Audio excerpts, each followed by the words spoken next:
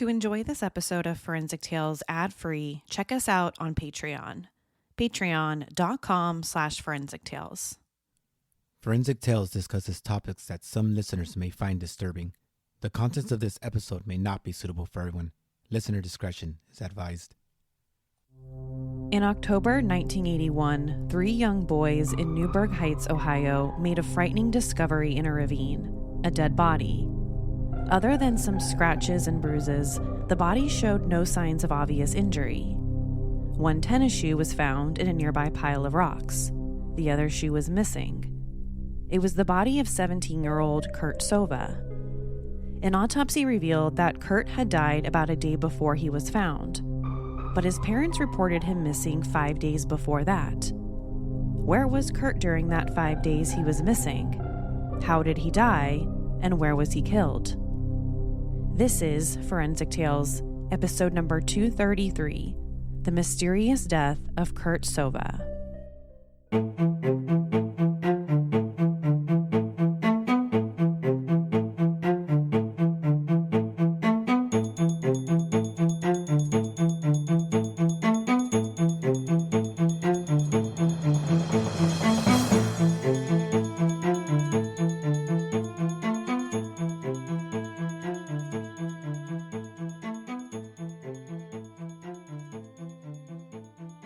Welcome to Forensic Tales. I'm your host, Courtney Fretwell Areola.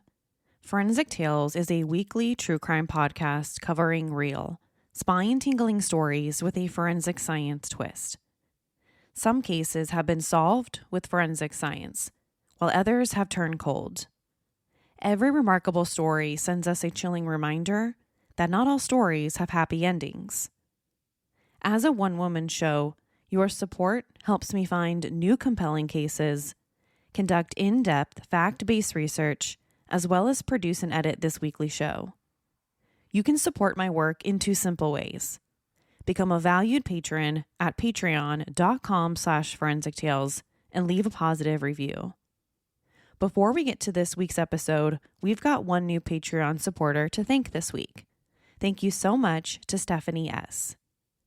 Now, let's get to this week's episode. Our case this week takes us to a small town in Ohio about 5 miles south of downtown Cleveland. Before October 1981, the city of Newburgh Heights wasn't known for anything special. But fast forward to today, that small Ohio town has been forever connected to the mysterious death of a local teenager. Was it an accident? Was it murder? Or something else? Let's talk about it and see what, if any, forensic science can do to help us figure out what really happened to Kurt over 4 decades ago.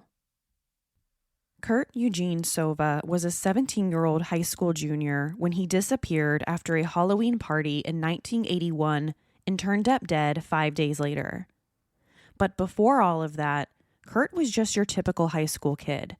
He was a good student who got decent grades, kept a small group of friends, and was close to his family. Kurt was the youngest of 4 boys and the closest to his parents, Ken and Dorothy. All 4 Sova boys shared the same bedroom as kids, which meant they usually fought over who got to sleep on the top bunk, or worse, who had to sleep on the bottom bunk, which was usually whoever got into the bedroom last at night, and that was typically Kurt because he was the smallest of them. Kurt was also the comedian of the bunch. His parents said that as a kid, he loved teasing and pushing people's buttons just to get them to laugh. They also called him Mouse when he was little because he would make squeaking sounds that sounded just like a mouse and naturally made people laugh. In an article for CrimeCon, Kurt's brother Kevin recalls how the family lived in a very diverse neighborhood before moving to Newburgh Heights. Like in other cities at the time, a lot of people had moved out to the suburbs, and the lower income people stayed behind. So this meant that racial tensions were pretty high in the neighborhood. And for Kurt and his 3 brothers, this meant they had to run fast and fight, or otherwise they'd get beaten up. Kevin told CrimeCon that while living there, the boys really learned early on how to take care of themselves as well as each other. They, of course, protected Kurt the most because he was the youngest of the group. If another kid in the neighborhood tried to mess with him, Kevin and the others would always jump in and protect him. Kevin's parents, Ken and Dorothy, tried to sell the house and move out of the neighborhood several times, but they were never able to until they were eventually burned out. While visiting their grandparents, someone broke in and set the place on fire. After that, the Sova family moved out into the town where Ken and Dorothy would spend the rest of their lives. It's also the town where Kurt would eventually disappear from. Although the family lived in a much safer neighborhood by the time Kurt became a teenager, he was never allowed to venture out much, and only really hung out with two friends, John Miller and Danny Washington. The three boys became known as the Three Musketeers because they were always doing things together. They would sometimes try to hang out with Kurt's three older brothers, but like most older kids, they usually didn't want the younger boys tagging along. Kurt was never the kind of kid to get into trouble either at school or with the police, which makes what happened to him even stranger. Fast forward to a couple of days before Halloween in 1981. Kurt decided to go to a party that Friday night. Parties weren't really something that he did, but at 17 years old, he was starting to do things on his own, just like his brothers were. According to Kurt's older brother, Kevin, Kurt would sometimes have a beer with his older brothers or with their friends and maybe smoke a joint. But that really wasn't his thing. He wasn't a big drinker and he rarely smoked.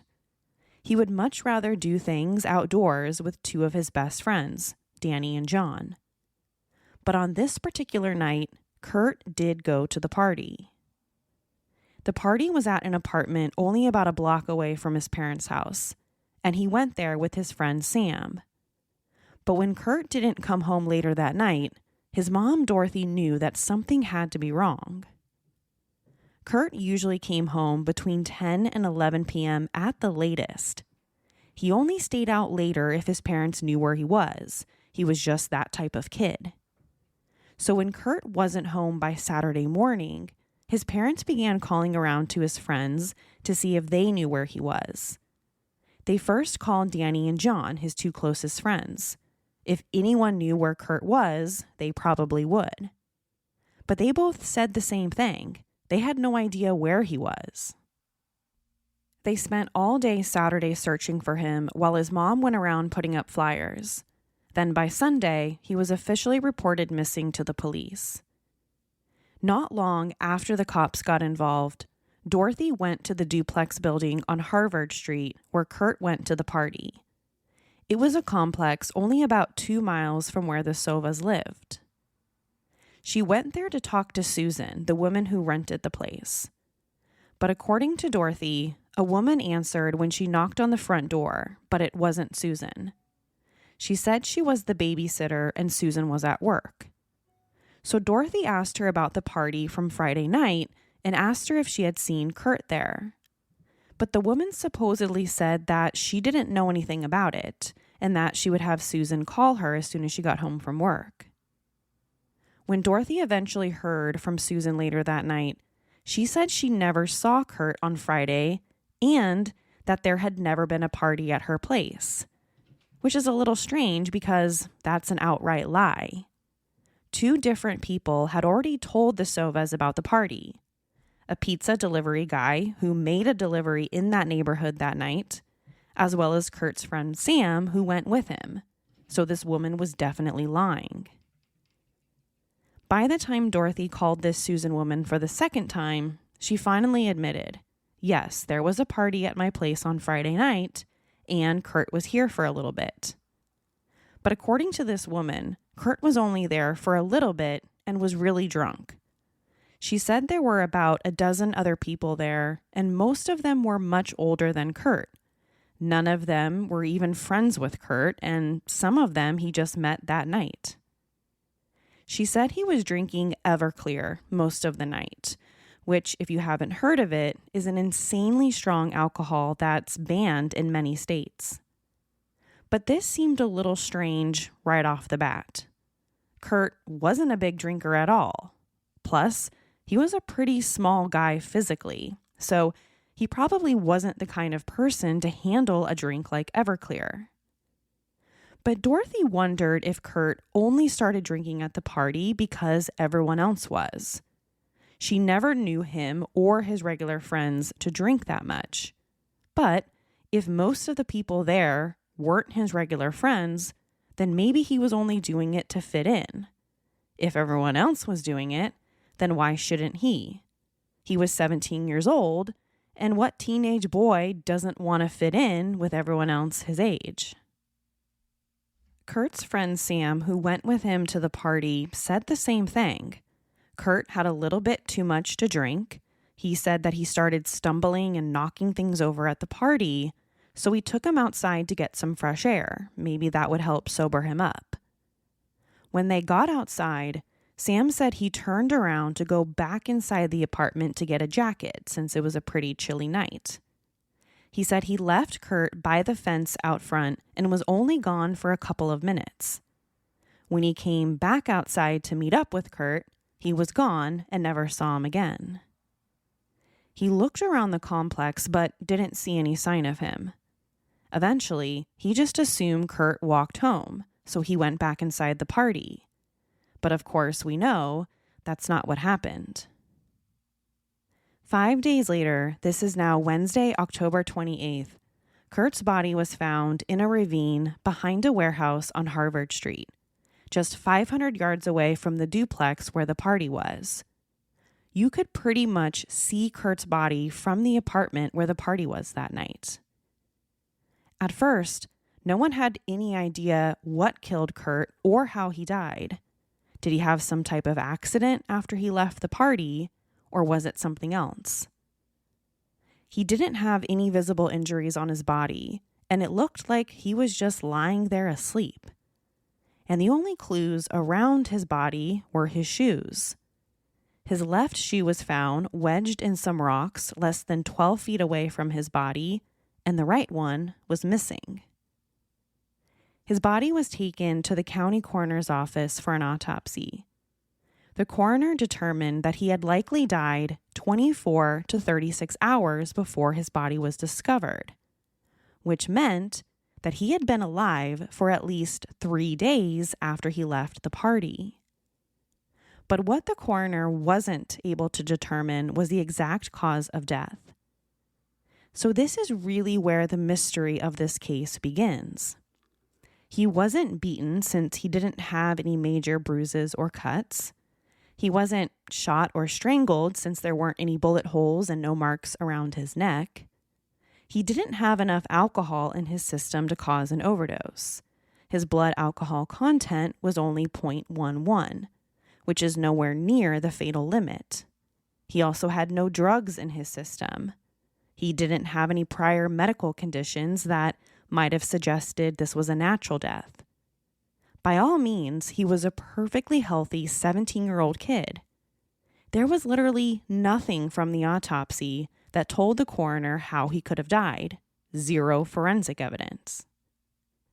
The only thing they knew was that his body was dumped just a couple hundred yards away from the place that he was last seen, and one of his shoes was missing. That was it. Without anything forensically to go off of, the coroner believed that Kurt likely died from, quote, instantaneous physiological death. And the manner of death was signed as, quote, probable accidental. Not a homicide, not a suicide, and not natural. Since Kurt had no pre-existing natural diseases or physical injuries, this was simply a diagnosis by exclusion type situation. In other words, they couldn't figure out how or why he died, so this was basically a catch-all diagnosis. But how could that be? How does a seemingly healthy 17-year-old die from an instantaneous physiological death? And there's absolutely zero forensic proof to say if this was an accident or something else. The place where Kurt's body was found was only about 500 yards away from where the party was. You could practically see it from where it was. It was also an area that his family searched in the days after his disappearance. But what's even stranger is that the coroner estimated Kurt's time of death was only 24 to 36 hours before his body was discovered. So that means there's about a 72-hour gap between the time he was at the party and when he was found dead. So where was he during those 3 days? A friend of Kurt's named David Trusnick claimed that he saw Kurt 3 days after he disappeared. Kurt and another boy were walking along a busy street less than a mile from the Sova home. This is what David said that he saw. Quote, "I pulled over to offer Kurt a ride at this point, and a van pulled up, and Kurt yelled out, 'Franco.' They both ran over to the van and they got in. I didn't know Kurt was missing.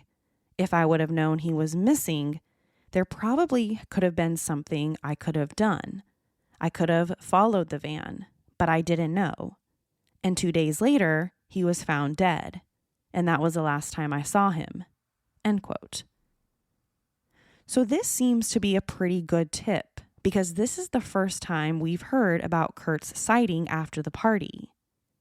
Everything up until this point suggested the last sighting of him was walking away from the party on Friday night.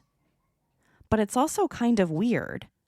If this David person is really Kurt's friend, then why didn't he know he was missing? Pretty much everyone in town was out there looking for him. There were also missing person flyers everywhere. But still, it was a pretty good lead at the time. And again, the first and really only sighting of Kurt during that 72-hour window. The very same day that David claimed to see Kurt getting into this van, something else weird happened. A man walking around the neighborhood noticed Kurt's missing poster in a window of a record store. He apparently told the store manager that he might as well take the poster down because the person on it would probably be found dead in just 2 days. Even though that was a really strange thing for someone to say, the store manager didn't do anything because he just thought this guy was crazy. It wasn't until the next day that the manager started to get freaked out by what he said. Because the very next day, there were flowers and a note on the store's door. The note said, "Roses are red, the sky is blue, they found him dead, and they'll find you too." The record store manager reported the entire incident to the police. But when they spoke to the man, they said he seemed, quote, "mentally unstable." According to the police, he was just some, quote, "crazy person from Detroit." And because Kurt was only missing at this point, the police released him. Later, when Kurt was eventually found dead, the man apparently disappeared, so they weren't able to question him again. The weird note at the record store might be one thing, but there's more, and this one might be even stranger. On the same exact day that Kurt's body was found, his mom, Dorothy, got a phone call from Susan, the woman who rented the apartment where the party was. The call came in around 3:30 in the morning, and apparently, Susan told Dorothy that someone was sleeping in her basement and she thought it might be Kurt. Not only was it a really strange thing to call about at 3:30 in the morning, but why was she saying this now? Kurt had already been missing for several days. And if someone really was sleeping or passed out in her basement, why didn't she call Kurt's parents sooner? And could she really be telling the truth since she had lied so many times before? First, she lied about Kurt being at her apartment, and she also lied about the party. So who's going to believe her now about this person supposedly living in her basement? Kurt's dad, Ken, went to the duplex himself to search the basement. He thought maybe Kurt was sick or hurt somehow, and he could have just been drunk and passed out there. When he got there, there was a cot that, according to him, looked like someone had slept in. But after searching the entire place, Ken didn't find anyone there. so we have no idea if Kurt ever slept there or not. The only thing Ken's sure of is that someone was sleeping there. But whether that was Kurt or someone else, we have absolutely no idea. If you ask Kurt's mom, Dorothy, she thinks Kurt was in that basement at some point. He might have died there or was already dead when he was in the cot. Then the people at the party panicked and got rid of his body in the ravine behind the complex. Whether or not Kurt died in the basement, his parents are sure of one thing. 24 hours before his body was found, he wasn't in that ravine. They searched that exact spot and found nothing. So they think Kurt was dumped there later that evening. The family is positive that if Kurt had been there, they would have noticed the bright yellow t-shirt that he was wearing that night. Now, I don't think I have to tell you that all of this is incredibly bizarre. A strange man shows up in the neighborhood and leaves flowers and a cryptic poem on a record store door right before Kurt's body shows up. A woman calls Kurt's mom saying that someone is living in her basement and that someone might be her son. And we still have no idea where he was between the party on Friday night and Wednesday when his body was found, or how he died. And this isn't even where the story ends. 3 months after Kurt died, another teenager turned up dead in a very similar way. 13-year-old Eugene Cavett was found in another ravine on Harvard Street, just 2.5 miles from where Kurt's body was found. Both of them had been missing for several days before their bodies popped up, and Eugene's right shoe was also never found. Now, an autopsy later determined that Eugene had died from falling into the ravine. But some people question whether that's really what happened to him, including me. All right, so where does Kurt's case stand today? Well, it stands in pretty much the same spot it stood for over 40 years. The police still consider it open, and it's still considered as a probable accident. The theory is that Kurt somehow accidentally died, but we can't be too sure. But if you're like me, you still have so many unanswered questions, starting with the biggest. How exactly did he die? The coroner used the term instantaneous physiological death, which can really mean anything. According to the website Medscape, instantaneous deaths are usually caused by one of 4 things. Number 1, dysfunction or abnormalities of the heart and its vessels. Basically, something is wrong with the person's heart. And if something's wrong with their heart, then the entire body can shut down pretty quickly, like a heart attack. Number 2, non-cardiac vessels. There's something wrong in another vessel within the body that's not the heart. This seems to be more generic because it can mean pretty much anything. Number 3, the pulmonary system. There's something wrong with the person's respiratory system, so their lungs, nose, or their mouth. Then finally, number 4, something could be wrong with the person's central nervous system, the system responsible for managing pretty much everything our body does. So if there's something majorly going on with any of these parts or systems, then according to Medscape.com, this can lead to someone dying, even if that person is otherwise healthy. But you would think the coroner would have found something in Kurt's autopsy. If he had a problem with his heart or a problem with his nervous system, then why didn't anything show up in the autopsy? And if this was an accident somehow, again, my question is, why aren't there any physical signs of that? I think some people might wonder if alcohol had anything to do with his death.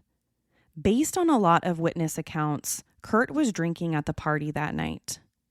But his blood alcohol level of 0.11, is that really high enough to kill someone? Well, according to the authorities, they didn't think alcohol had anything to do with his death. According to the website alcohol.com, At 0.10%, a person's reaction time and control are pretty affected. We might start to slur our speech or even lose our ability to coordinate our arms and legs. Some people might even notice a delay in our thinking or reasoning. This is when we can start to make some pretty bad decisions, like calling up an ex-boyfriend or an ex-girlfriend. But rarely is this amount of alcohol considered fatal. You probably shouldn't drive a car or call your ex-girlfriend or ex-boyfriend, but it's not likely to kill you.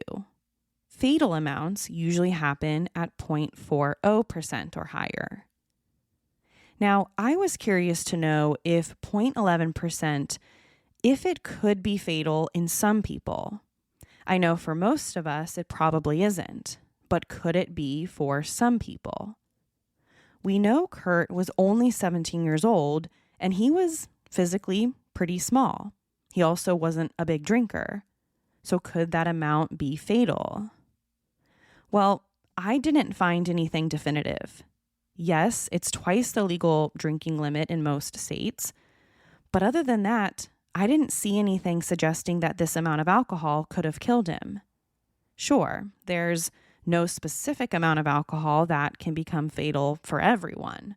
So it's important to know your limits. But 0.11%? I just don't know. I'm not saying it can't happen. I'm just saying I didn't find anything specific or specific examples or situations of where this happened. Now, for me, the bigger question is the kind of alcohol that Kurt was allegedly drinking at the party. Everclear. I've never had it, but Everclear can apparently be made with up to 75% or even 95% alcohol by volume. For reference, most beers in the US only have about 4 to 8%. So that's an insane amount of alcohol by volume. So maybe, given Kurt's size and age, he had a reaction to the Everclear that doesn't necessarily show up in his blood alcohol content. It's also entirely possible that the actual amount of alcohol in Kurt's system was much higher when he was alive. Remember, the amount of 0.11 was taken at the autopsy. A few days after Kurt was already dead. So we don't know the exact amount he had in his system when he died. But there's another problem here. Kurt drank the Everclear Friday night. His body was found on Wednesday. And according to the coroner, he died sometime between 24 to 36 hours before that.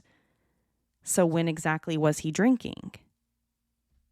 From what I could find, the most accurate alcohol readings are only up to 48 hours after someone dies. Beyond that, the results just aren't very reliable. So I'm not sure what makes sense.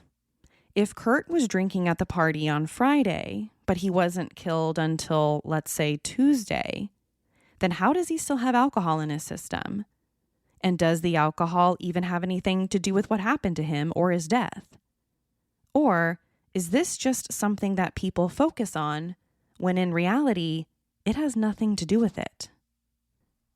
My second question is, where was Kurt during that 5-day period?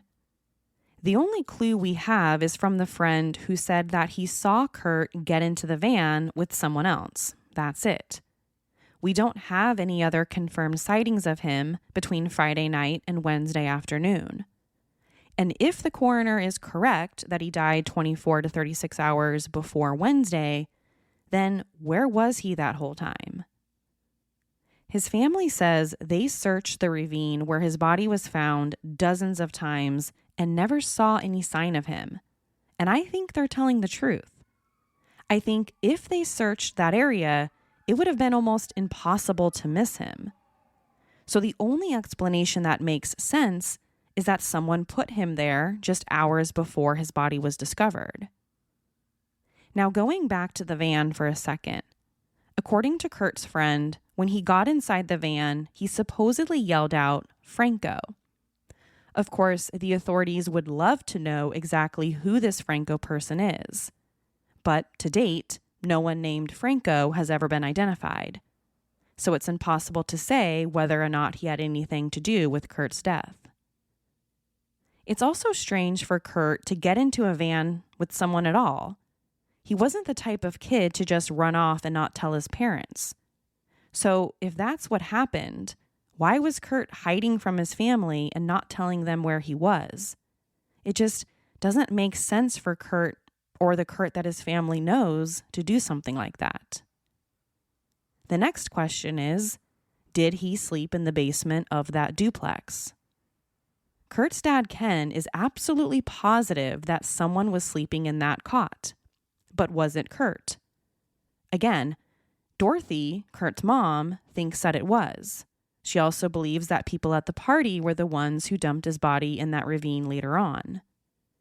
Maybe something happened to Kurt at the party, accidental or not, and the kids got scared and didn't know what to do, so they put him in the basement for a couple of days before dumping his body. But there's no way for us to know all of these years later or not. No DNA was ever collected from the cot or the basement, so we don't have the evidence to say either way. Now, next question. Was there any connection between his death and 13-year-old Eugene's death 3 months later? We know Eugene's death was ruled an accidental fall, but you can't deny the similarities between the two cases, especially the missing shoes. But again, there's no way for us to know, and there's zero forensic or physical evidence linking the two cases together. When it comes to suspects, there aren't any official ones. The police suspect someone from the party knows what happened to him, and they believe it took at least 2 people to carry his body out to that ravine. Kurt's family also believes Susan, the apartment owner, is a possible suspect. She lied at least once when she told Kurt's mom there wasn't a party there that night. So what else could she be lying about if she lied about that? Then, of course, there's the fact that Kurt's body was found 500 yards away from her place. Now, this might all seem suspicious and weird, but the police have never named this Susan person a suspect in Kurt's case. That's because there's no evidence linking her to anything other than telling a couple of lies in the beginning. The weird man who showed up at the record store basically predicting Kurt's death was also once considered a possible suspect. He apparently bragged about having access to bodies flown into Cleveland Hopkins International Airport. He also bragged about removing shoes from the bodies, which does have a definite connection to Kurt's case. But after the police questioned him about the case, he apparently disappeared and has never been seen since. So if he actually knew anything about Kurt's death or not, we might never know. Detectives believe that whoever put Kurt's body in the ravine was familiar with the area, and they probably knew that it would be a good place to dump a body. Shortly after Kurt's body was found, a woman reportedly saw 2 young men dragging an unconscious teenager down an alley toward the ravine. And even more interesting was that she said that one of his feet was barefoot. At the time, she thought it was just a group of drunken teenagers. But after Kurt was found, she wondered if what she saw had anything to do with Kurt's case. But apparently her husband told her to not call the police because they should, quote, mind their own business. It wasn't until almost a year later when the woman ran into Ken and told him about what she had seen that the police found out about it. But by then, the police had no interest in the tip and decided not to interview her. Could this have been a massive mistake by the police? Maybe, maybe not. Over the years, the Sova family has criticized how the Newburgh Heights police handled the investigation, and they're probably right. Several officers from the department have been arrested on charges ranging from falsifying credentials to drug trafficking. Even the lead lieutenant on the case, Lieutenant Karras, was later discovered to be a drug addict who allegedly assaulted handcuffed inmates. In one incident, he was accused of taking a prisoner to the warehouse near where Kurt's body was found and tried to fight with him. And in 1991, he was convicted of attacking that inmate and given a sentence of 6 to 15 years in prison. On top of that, according to Dorothy, he just wrote her off as, quote, a mother who couldn't accept her son's death, end quote. Not surprisingly, he denies any involvement in Kurt's death. Throughout the last 40 years, the Cleveland Police, the County Sheriff's Office, and the Prosecutor's Office, as well as the FBI, have all looked at the case. None of them could solve anything, but they all agreed on one thing. The Newburgh Heights police did a very bad investigation. Not a single photo was taken of Kurt's body at the scene. No search was ever done of the duplex where he was last seen. And no written statements were made from the people at the party with him that night. So from a criminal investigation standpoint, this was a complete disaster. The Newburgh police also rejected the Cleveland Police Department's offer to help in the beginning, which was probably a huge mistake because the Cleveland PD had a lot more resources. And who knows what those resources could have been able to do differently. In November 2019, the Newburgh Heights police announced that they were reopening the case, partnering with Tiffin University. They worked with a criminal justice professor and about a dozen students who all got together to go through the evidence again. But nothing significant was found, or at least nothing that's been made public. Then in February 2020, Kurt's story was featured in the CrimeCon event CrowdSolve, where 100 people worked together with the police and criminal forensic experts to try and generate new leads. But we don't know what, if any, new information was gained from this. In July 2001, Kurt's dad, Ken, passed away at the age of 68. And in December of 2014, Kurt's mom, Dorothy, passed away at the age of 76. Two of his brothers, Keith and Kenneth, have also passed away without knowing what happened. His third brother, Kevin, is still alive and very much looking for answers. Today, a $5,000 reward is being offered for any new information about the mysterious death of Kurt Sova. His surviving brother and the entire true crime community haven't given up hope that even after 4 decades, we can finally figure out what happened to Kurt after he left that party. What do you think happened to Kurt Sova in October 1981? Did something happen to him at the party and the other kids were too scared to tell anyone?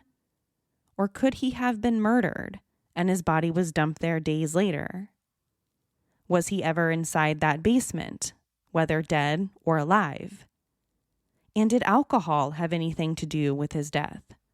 Or was it something else? And finally, do you think forensic science will ever be used to explain his death? To share your thoughts on the story, be sure to follow the show on Instagram and Facebook. To find out what I think about the case, sign up to become a patron at patreon.com/forensictales. After each episode, I release a bonus episode where I share my personal thoughts and opinions about the case. You'll want to listen to this one because I'm going to share what I think happened to Kurt. Don't forget to subscribe to Forensic Tales so you don't miss an episode. We release a new episode every Monday. If you love the show, consider leaving us a positive review or tell friends and family about us. You can also help support the show through Patreon. Thank you so much for joining me this week. Please join me next week. We'll have a brand new case and a brand new story to talk about. Until then, remember, not all stories have happy endings. Forensic Tales is a Rockefeller audio production. The show is written and produced by me, Courtney Fretwell Areola. For a small monthly contribution, you can help create new compelling cases for the show, help fund research, and assist with production and editing costs. For supporting the show, you'll become one of the first to listen to new ad-free episodes. To learn about how you can support the show, head over to our Patreon page, patreon.com/forensic-tales, or simply click the support link in the show notes. You can also support the show by leaving a positive review or tell friends and family about us. Forensic Tales is a podcast made possible by our Patreon producers, Tony A., Christine B., Sherry A., Michael D., Nicola, Jerry M., Brian W., Megan G., Ureli, Jerry, Ann F., Ken S., Carol A., and Louise B. If you'd like to become a producer of the show, head over to our Patreon page, or send me an email at Courtney@forensictales.com to find out how you can become involved. For a complete list of sources used in this episode, please visit forensictales.com. Thank you for listening. I'll see you next week. Until then, remember, not all stories have happy endings.